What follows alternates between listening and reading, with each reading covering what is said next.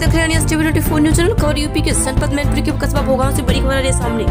Operation जागृति अभियान के तहत नगर के शांति गार्डन में गोष्ठी का आयोजन किया गया। एसपी विनोद कुमार ने कहा कि ऑपरेशन जागृति के माध्यम से सार्वजनिक स्थलों विद्यालयों में पहुंचकर जागरूक किया जा रहा है। उम्मीद है कि बेटियां जागृत और बहादुर बनेंगी। कार्यक्रम में एसपी ने कहा कि महिलाओं और बालिकाओं के प्रति अपराधों में कमी लाने एवं महिलाओं में सामाजिक जागरूकता पैदा करने के उद्देश्य से जोन के सभी जिलों में ऑपरेशन जागृति अभियान चलाया जा रहा। उन्होंने कहा कि यदि कोई महिला टैक्सी ऑटो में बैठती है तो उसका नंबर अपने परिवार के किसी सदस्य को भेज दे, जिससे कोई भी अप्रिय घटना न हो सके। उन्होंने कहा कि विद्यालय आते जाते समय यदि कोई मंचला उन्हें परेशान करता है तो वह निर्भीक होकर सरकार द्वारा चलाए जा रहे हेल्पलाइन नंबर पर अपनी सूचना दे।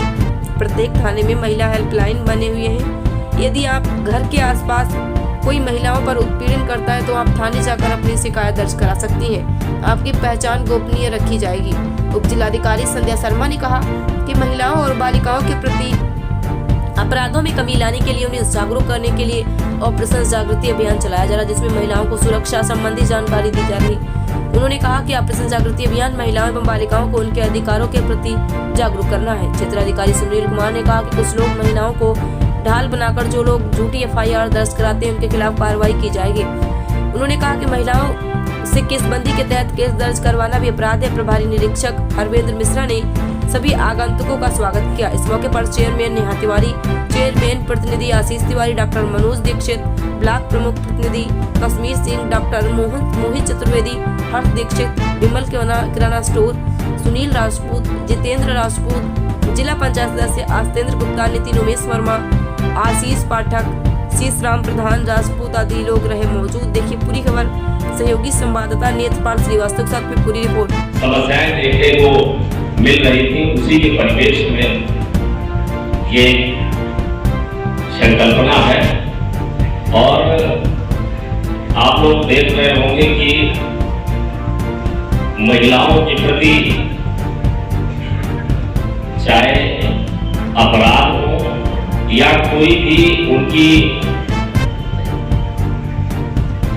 उनके स्वाभिमान को बनाए रखने के लिए, उनके स्वावलंबन के लिए विभिन्न प्रकार से तो काफी हद तक अपराधों में रोकथाम रही है।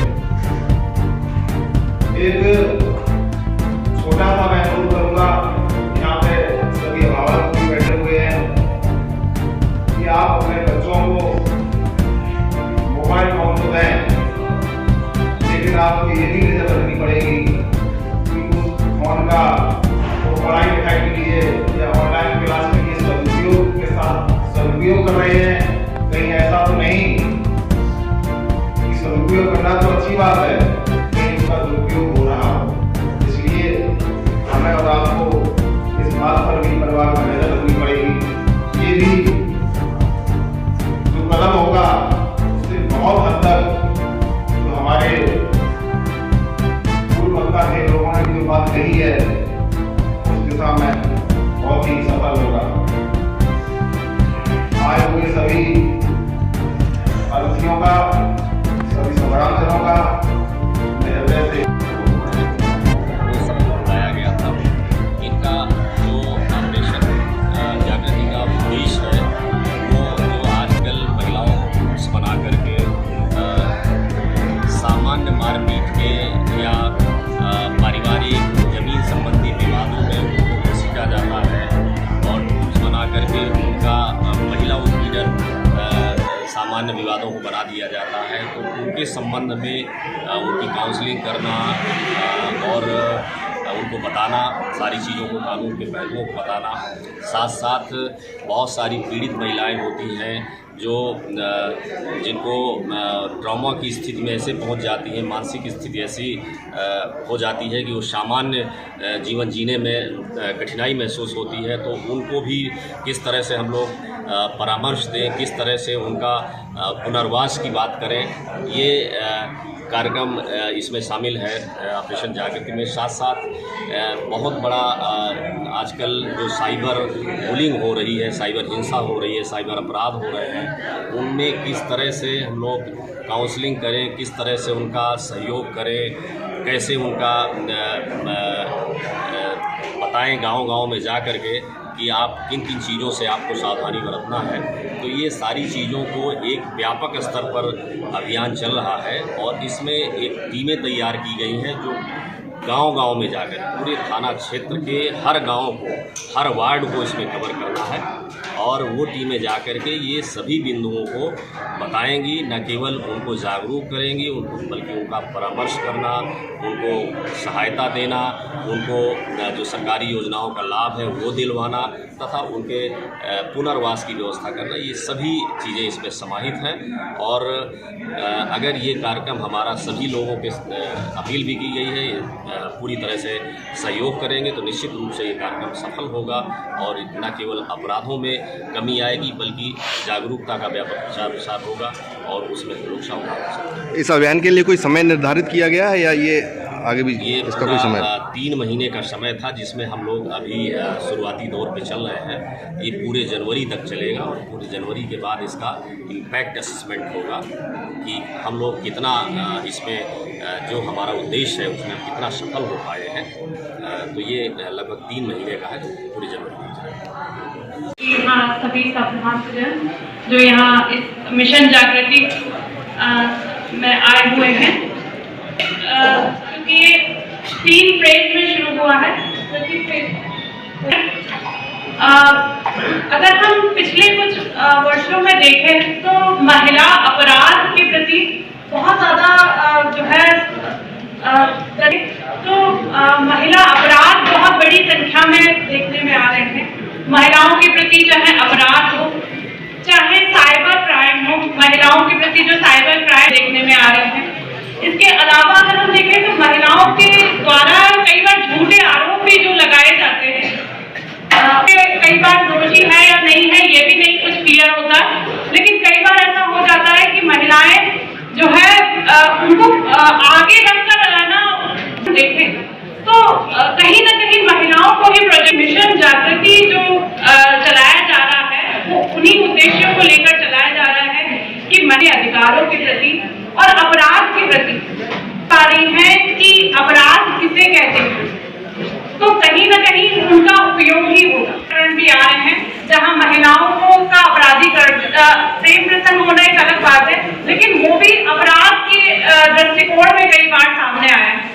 प्रेम प्रसंगों का प्रयोग अपराध उनमें भी कहीं ना कहीं महिलाएं की साइबर में महिलाओं के प्रति अपराध अगर हम हम लोग क्यों इकट्ठा हुए हैं, क्यों आए हुए हैं, उसके बारे में बताने के पूर्व हमारे यहाँ पर भोगांव के गणमान्य लोग, प्रेस मीडिया, व्यापारी बंधु, माताएं एवं बहनें, हम आप लोगों को बताने के और हमारे यहाँ पर दाहिने हाथ पर बैठे हुए हमारे मौजूदा प्रधान, पूर्व प्रधान एवं व्यापार मंडल जुड़े हुए हमारे पदाधिकारी हैं।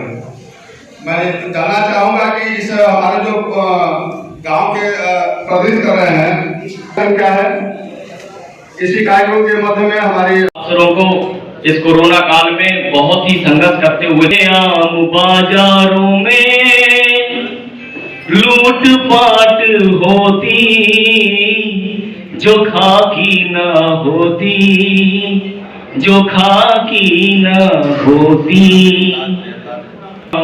बाजारों में लूट पाट होती खाकी न होती, जो वर्दी न होती। अब मुसीबत तो दिखती है खाकी, सोते हैं हम सब जागी है खाकी।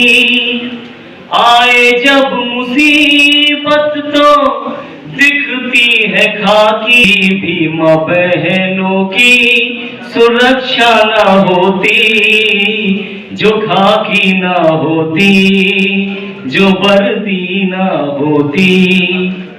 को हमारी ने हमको रुलाया, खाकी ने अपना फर्ज निभाया। आम बाजारों में लूट पाट होती, जो खाकी न होती, जो खाकी। आए हुए हैं मिशन जागृति से, ये 3 फेज में शुरू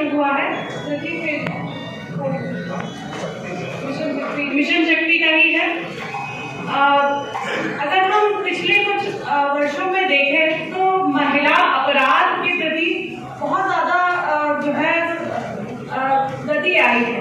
अगर हम देखें तो महिला अपराध बहुत बड़ी संख्या में देखने में आ रहे हैं।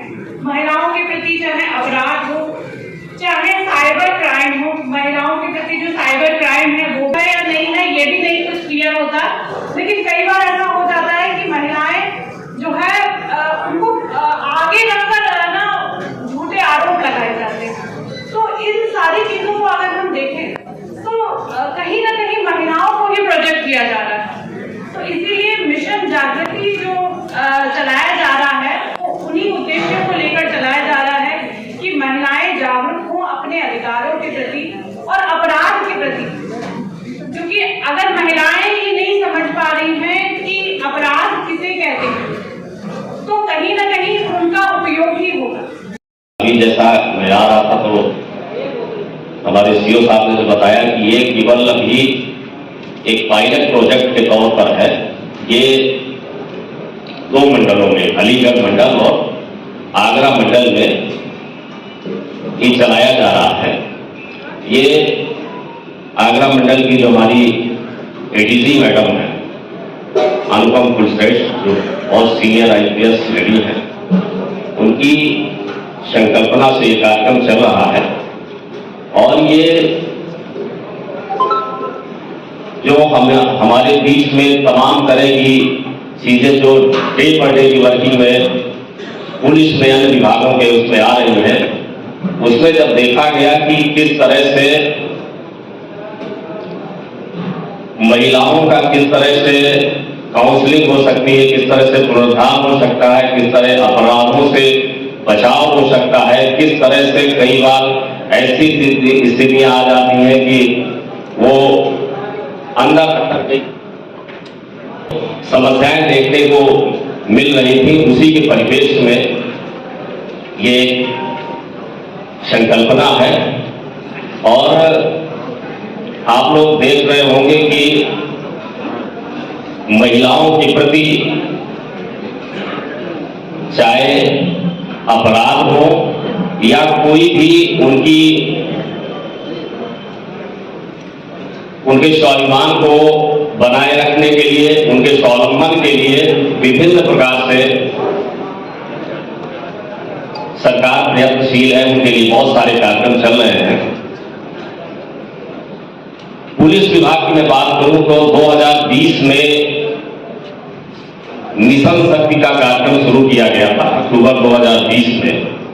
अभी हम लोग जब नवरात्रि का समय चल रहा था तो 4th फेज में मिशन शक्ति के पहुंचे। तो आप लोगों ने देखा होगा कि पहले पुलिस में शिकायत करने में महिलाओं के पास कोई ऐसी चीज नहीं थी कि जो सीधे कहीं पर थाने में जाकर के या कहीं पर भी पुलिस के किसी फोरम में जाकर कोई बात रख पाए। तो ये 4th फेज पहुंचते पहुंचते बहुत सारा आप लोग देख रहे होंगे परिवर्तन हुआ। थानों में महिला हेल्प डेस्क बनी, जिसमें महिला अधिकारी बैठती हैं, महिलाएं सुनती हैं। इस दौरान बहुत सारी हेल्पलाइनें बनी जो घर बैठे अपनी बातें कह करके उनका समाधान प्राप्त करती हैं। एंटी होमियो स्क्वाड बना। महिलाओं का जो अभी 4th फेज चल रहा था तो पहले पुरुष बीट की होती थी, अब महिला बीट भी बनी, जिसमें गांव-गांव में जाकर के हमारी महिला आरक्षी, महिला पुलिस अधिकारी न केवल उनकी समस्या सुनती है बल्कि कहीं पर दूसरे विभाग से संबंधित भी उनको कोई सहायता की जरूरत होती है तो वो बताती है और काउंसलिंग करती है। बहुत सारी चीजें जो गांव-गांव में महिलाओं की सुरक्षा के लिए, उनके स्वावलंबन के लिए, उनके स्वाभिमान को जागृत करने की बहुत सारी योजनाएं चलती रहती हैं, लेकिन पता नहीं रहता है। उनमें भी सहायता करने का काम करती हैं।